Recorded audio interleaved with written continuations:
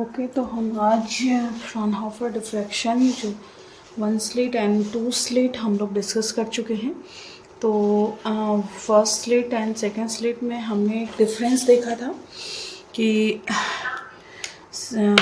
To double slit जो Fraunhofer diffraction हमने लिया हुआ था, तो ये था यहाँ पे जो हमको यहाँ पर पैटर्न दिख रहा था by using this convex lenses, plane wave front यहाँ पे है। तो यहाँ पे मैंने आपसे कहा था कि यहाँ पे जो एक टोटल इफेक्ट दिखाएगा, this is the combination of interference between the secondary waves from slit 1 to slit 2 and the diffraction of the this individual slit of the secondary waves। तो इन दोनों का कॉम्बिनेशन हमने देखा था। आपको जो स्क्रीन में दिखाई देगा, इन दोनों का इफेक्ट दिखाई देगा। तो इसमें क्या होता है, जब ऐसा होता है तो यहाँ पे हमारे कुछ मिसिंग ऑर्डर्स हमें मिलते हैं। तो यहाँ पे हमें देखना है the missing orders in a double slit pattern, double slit pattern। तो इसमें होता क्या है कि जब हम डबल स्लिट एक्सपेरिमेंट, अगेन मैं आपसे कह रही हूँ कि हमारे पास हम लास्ट टाइम में हमने जो देखा था, इसको मैं एक बार फिर से दिखा दूँ। Here a B is the slit width and B is the opaque portion, and the maxima and minima of this interference pattern is depends on this A and B। The direction of, ये आप देख लीजिएगा, इससे पहले मैं बता चुकी हूँ, the direction of interference maxima की इक्वेशन जो हमने निकाली थी वो क्या थी, a plus B sine theta equal to N lambda, and the direction of this diffraction minima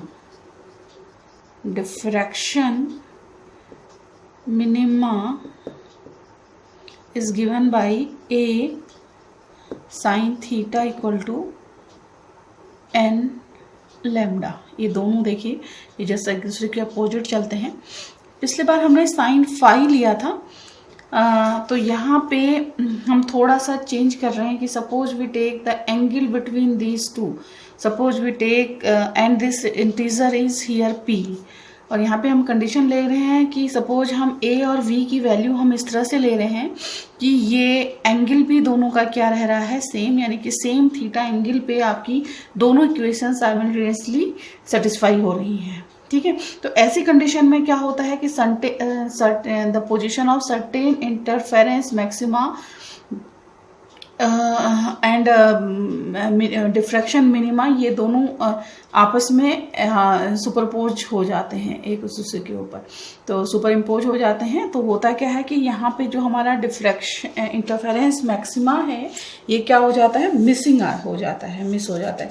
तो ये मिसिंग ऑर्डर क्या है, ये हमें थोड़ा सा देखना है। तो इन दोनों इक्वेशन को हम देखते हैं, इक्वेशन 1 एंड इक्वेशन 2 किस तरह से ऑर्डर जाएगा।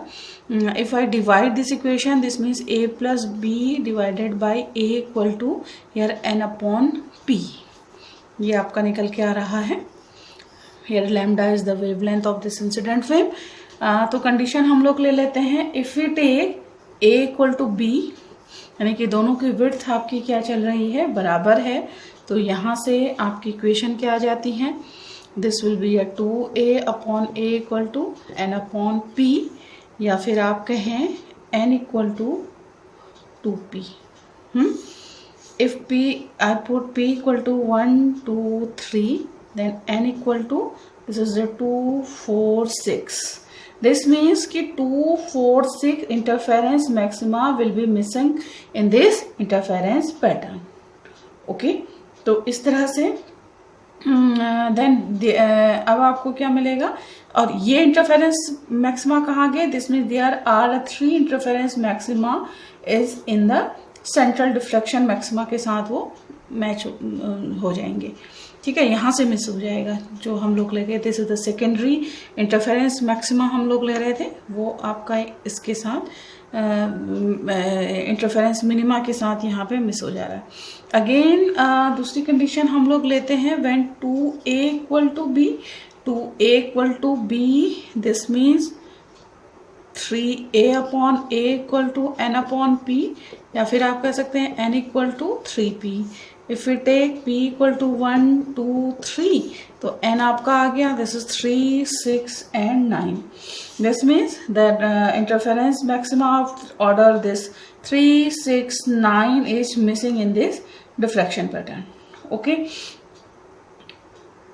Again if we take third case when a plus b equal to a, that means b equal to 0, तो अब आप देख रहे हैं जब ऐसा होगा तो क्या होगा कि आपका डबल स्लिट जो कन्वर्ट हो जाएगी किसमें, सिंगल स्लिट में, and the width of this slit is increase by amount 2a, यानी कि उसकी विड्थ हो जाएगी आपकी 2a, और ये उसी तरह से बिहेव करेगी जैसे कि आपकी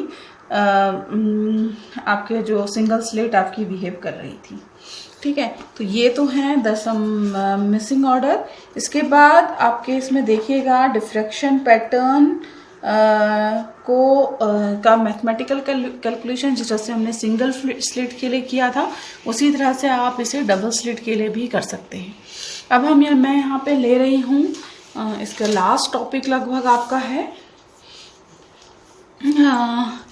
this is the diffraction for this diffraction grating.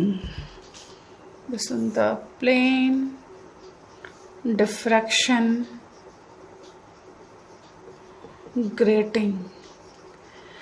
Plane diffraction grating and the transmission of this one. A plane diffraction grating में होता क्या है कि it consist of very large number of narrow slit side by side, यानी कि इस तरह से आपकी एक स्लिट होती है। अगर आपकी लैब खुल गई और हम प्रैक्टिकल करवा पाए तो हम इस प्रैक्टिकल को हम करवा सकते हैं। डिफ्रैक्शन ग्रेटिंग आप देखेंगे एक बहुत छोटी है, तो मैंने बहुत बड़ा आपको बना दिया है। तो उस पर क्या होती है, नंबर ऑफ पैरेलल लाइंस इस तरह से पड़ी रहती हैं। ठीक है, तो इस तरह से आपकी लार्ज नंबर ऑफ लाइंस यहाँ पे होंगी। तो इसमें क्या है, जो लाइंस, ये प्लेन शीट है और इस पे लाइन जो होंगी ये इसका ओपेक पोर्शन होगा। तो आप जब when this wavefront is incident on this grating surface, तो light is transmitted through this number of slits and obstructed by the opaque portion. तो इस तरह से आप देख रहे हैं। तो इस तरह से आपकी जो ग्रेटिंग होगी, क्योंकि यहाँ से रेज क्या हो जा रही है, ट्रांसमिट हो रही हैं, this type of grating is known as the transmission grating. और सेकेंडरी वेव्स फ्रॉम दी, अब देख रहे हैं आप यहाँ से बहुत सारी सेकेंडरी वेव जो निकलेंगी, ये क्या करेंगे, they are interfere with each other, जैसे कि आप यंग्स एक्सपेरिमेंट में आप देख रहे हैं। बट यहाँ पे देख रहे हैं आप बहुत ज़्यादा यहाँ पे आपको इंटरफेरेंस यहाँ पे दिखाई देगा। मोस्टली ये जो ग्रेटिंग लाइन होती हैं, जिस तरह से हम दिखा रहे हैं ऐसा होता नहीं है। एक बहुत, यानी कि 1 सेंटीमीटर स्क्वायर पे एरिया पे आपकी रेक्टेंगुलर शीट पे आपको करीब डिपेंड करता है कि वो किस तरह की ग्रेटिंग आप ले रहे हैं। उस पर आपकी 2500 या फिर आप कहें 10,000 लाइंस पर सेंटीमीटर स्क्वायर भी आपकी ड्रॉ होती हैं। वो डिपेंड करता है किस तरह का आपका ग्रेटिंग आप ले रहे हैं।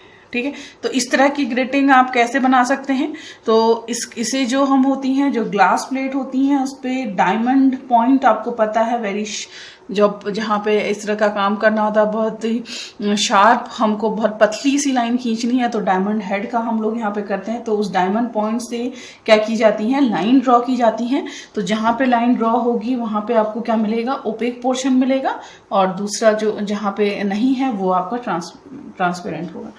तो यहाँ पे इसको बनाने के लिए आप कह सकते हैं जो मैंने आपसे बोला, ये जो ग्रेटिंग होती है कि एक सैंपल बना लिया जाता है, उसके बाद जो प्रैक्टिकल पर्पस के लिए लेते हैं तो हम लोग करते क्या है कि इसकी रेप्लिका निकालते हैं, यानी कि ओरिजिनल जो ग्रेटिंग सरफेस होगी उसके ऊपर एक thin layer of colloidal solution डाल देंगे। तो कोलोइडल सॉल्यूशन डालने से क्या होगा कि आपका थोड़ी देर में उसको हम थोड़ा हार्डन होने देंगे, और तो फिल्म उसके बाद उस फिल्म को आप यहाँ से हटा देंगे।